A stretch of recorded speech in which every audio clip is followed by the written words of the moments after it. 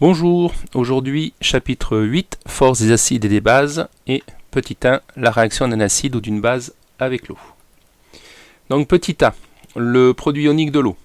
L'eau, vous vous en souvenez, appartient à deux couples, H3O+, H2O, et H2O, HO-. L'eau est donc une espèce amphotère, elle constitue ici la base de ce couple, alors qu'ici elle est l'acide de celui-ci. Donc elle peut réagir sur elle-même, suivant l'équation. H2O plus H2O ou 2H2O donne H3O+, plus HO-. Cette réaction est connue sous le nom d'autoprotolyse de l'eau. Bien sûr, comme toute réaction chimique, on peut lui associer une constante d'équilibre en respectant les règles dictées pour les réactions en solution aqueuse. À savoir que l'eau, lorsqu'elle est réactive et solvant, puisqu'on est en solution aqueuse, eh bien, elle n'apparaîtra pas dans l'expression de la constante de réaction. Cette constante pour cette équation va donc s'écrire ici sous sa forme simplifiée, K égale concentration d'H3O+ à l'équilibre, multiplié par HO- à l'équilibre. Cette constante un petit peu particulière va prendre le nom de produit ionique de l'eau et va être notée Ke. Mais elle reste néanmoins une simple constante d'équilibre, et donc comme toute constante d'équilibre, elle ne dépendra que de la température. Ici, quelques valeurs de 0 à 60 degrés de température à retenir, c'est pas obligatoire, mais à 25 degrés, température ambiante, savoir que la constante d'équilibre, le Ke, est égal à 1,10-14, c'est intéressant. De ce que l'on vient de voir, eh bien, deux constatations, on peut en tirer deux constatations. 1, que l'autoprotolyse de l'eau est systématiquement en solution aqueuse. Donc ainsi, toute solution aqueuse, ou même de l'eau qu'on appellerait pure, c'est-à-dire contenant que des molécules d'H2O, eh bien, contiennent en fait des ions oxonium et des ions hydroxyde. Pour rester dans cette notion d'eau pure, ou finalement toute solution neutre, la concentration des ions oxonium et des ions hydroxyde sont égales, puisque ces ions sont produits par l'autoprotolyse de l'eau, qui possède un coefficient égal à 1. Donc, la deuxième remarque conduit à ce que la concentration des ions H3O+ à l'équilibre est égale à la concentration des HO- à l'équilibre. Toujours pour une solution d'eau pure ou une solution neutre. Le produit ionique de l'eau va donc s'écrire ici Ke est égal à la concentration d'H3O+ au carré à l'équilibre. On aurait pu écrire bien sûr la concentration d'HO- au carré à l'équilibre. Dans le tableau précédent, je vous avais fait remarquer que pour une température ambiante, 25 degrés, le Ke valait 1,10-14. Par conséquent, si je prends cette formule-là, 1,10-14 est égal à la concentration des H3O+ au carré, ce qui veut donc dire que la concentration des ions H3O+ à l'équilibre est égale à la racine carrée du Ke. Eh bien, la racine carrée de 1,10-14, ça me donne 1,10-7, et donc toute solution neutre, ou de l'eau pure, à 25 degrés, à un pH donc égal à 7. Bien sûr, ce pH de neutralité, ce qu'on appelle ce pH de neutralité, va varier avec la température, puisque la constante d'équilibre varie en fonction de la température. Et comme la concentration des ions H3O+ dépend du Ke, bien entendu, cette concentration va dépendre de la température. On peut généraliser maintenant. Si on définit une nouvelle grandeur qu'on va appeler le pKe, le pKe, comme pour le pH, on va supposer que c'est le log du Ke. Petit rappel, le log de m à la puissance p, c'est égal à p fois le log de m. Ainsi, si je reste toujours pour une solution neutre, très important, le Ke va être égal à la concentration d'H3O+ à l'équilibre au carré. Donc, on l'a vu tout à l'heure, la concentration d'H3O+ à l'équilibre, c'est égal au Ke puissance 1,5, ou la racine carrée du Ke. Si j'applique maintenant à cette relation-là, ici, moins log 2, je ne change pas l'égalité, donc moins log d'H3O+ à l'équilibre, vous doutez bien que si je fais ça, c'est pour faire apparaître la notion de pH, c'est égal au moins log du Ke puissance 1,5, et par conséquent, ça me donne, de par la propriété des logs, ici, eh bien 1,5 de moins log de Ke. J'ai maintenu le moins log ici, bien sûr, pour faire apparaître le pKe.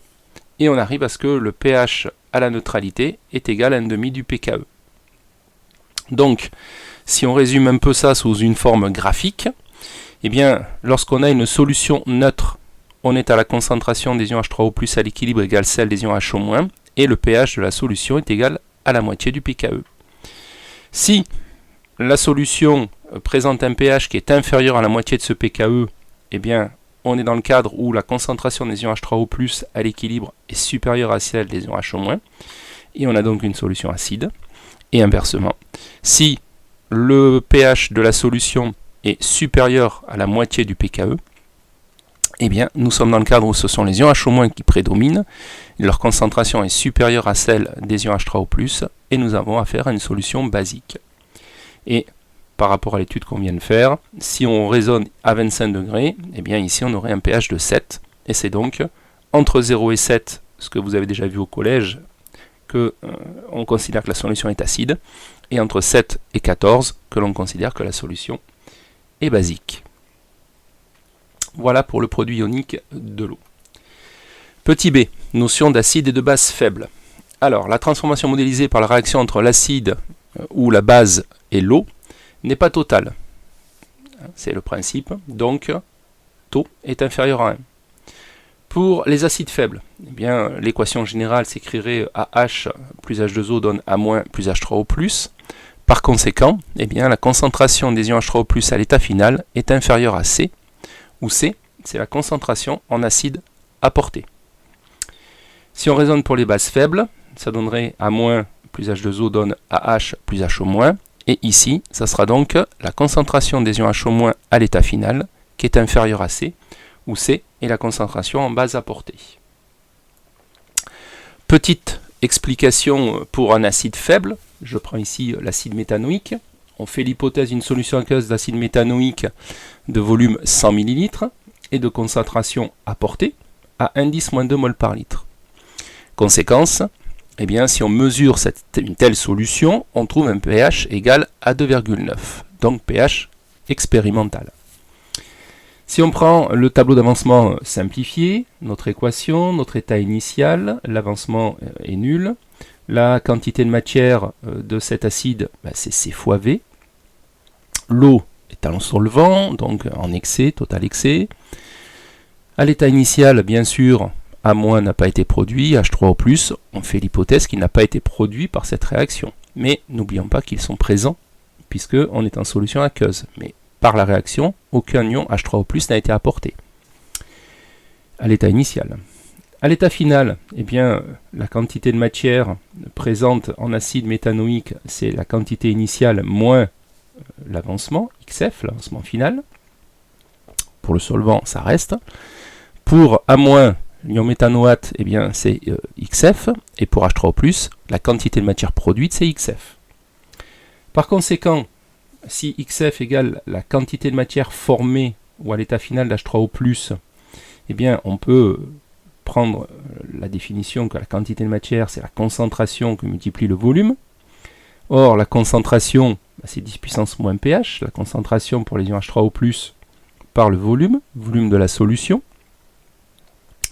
Ce qui va nous donner donc, expérimentalement, puisque le pH valait 2,9, 10 puissance moins 2,9 fois les 100 ml, 10 moins 3 ici pour passer en litre, 1,3, 10 moins 4 mol.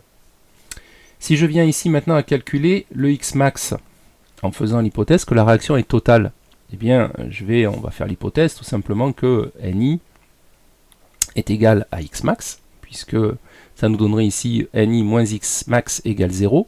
Donc, Ni, quantité initiale d'acide méthanoïque, est égale à Xmax. Donc, Xmax égale C fois V, la concentration qu'on avait de notre acide apportée par le volume. Ce qui nous fait 1,10-2 par les 100 ml, 1,10-3 mol. Si maintenant je regarde le rapport XF sur Xmax pour trouver taux, eh bien j'en déduis bien sûr que XF est inférieur à Xmax, et puisque XF vaut 1,3 10-4, Xmax vaut 1 10-3, si je fais mon rapport, ça me donne 0,13. Donc, si maintenant je regarde, puisque j'ai une valeur, si je regarde maintenant à l'état final, eh bien je m'aperçois que j'ai 8-10-4 mol de mon acide méthanoïque. Il n'est pas totalement dissocié lors de cette transformation. C'est donc bien un acide faible. La quantité de matière est de 1,3 pardon, 10-4 mol d'ion H3O+, alors que si la réaction était totale, elle devrait être de 1,10-3.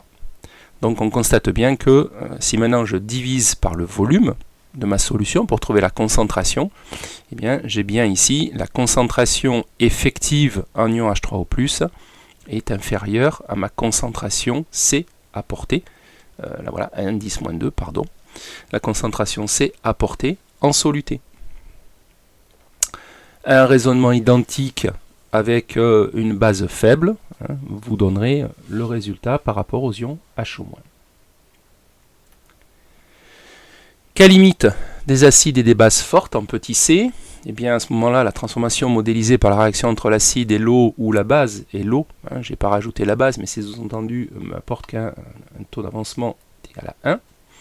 Donc, les acides forts vont se symboliser par une simple flèche, et ici on démontrera que la concentration des ions H3O+ à l'état final est tout simplement égale à C, la concentration apportée en acide.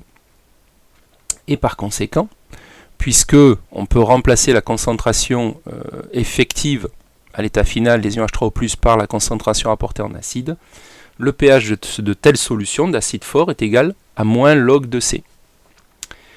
Pour des bases fortes, pardon, j'ai laissé pour des bases fortes, eh bien, A- plus H2O va me donner AH plus HO- avec une simple flèche.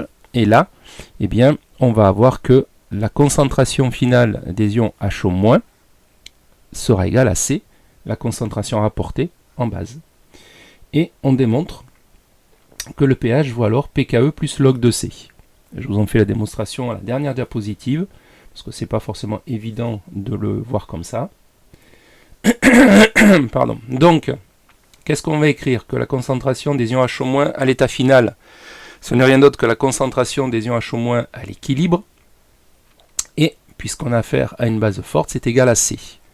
Donc, le Ke, produit ionique de l'eau, va s'écrire que la concentration d'H3O+ à l'équilibre par la concentration d'HO- à l'équilibre, toujours égal, pardon, toujours vrai. Donc, que la concentration d'H3O+ à l'équilibre, c'est le Ke sur C, puisque on va pouvoir remplacer la concentration d'HO- à l'équilibre par C. Ce qui va donc nous donner, si on applique à cette formule ici la fonction moins log d'H3O+ à l'équilibre est égal à moins log du Ke sur C. Mais on se souvient que une propriété mathématique du log, c'est que le log de la division est égal à la soustraction des logs. Donc ça va me donner ici, tout simplement, si je développe un tout petit peu, ça va me donner moins, j'ouvre une grande parenthèse, le log de Ke moins le log de C. Voilà. Si maintenant je distribue le signe moins, ça me donne moins log de Ke, moins le log de C. Et par conséquent ici, moins log d'H3O+, c'est le pH, me donne moins log de Ke plus log de C. Mais moins log de Ke, on l'a vu tout à l'heure, c'était le pKe. Donc on arrive à la fameuse relation pH égale pKe plus log de C pour une base forte. Voilà, ce paragraphe est terminé. Je reviendrai avec une autre vidéo, si possible, pour le second paragraphe, pour commenter le second paragraphe. À bientôt.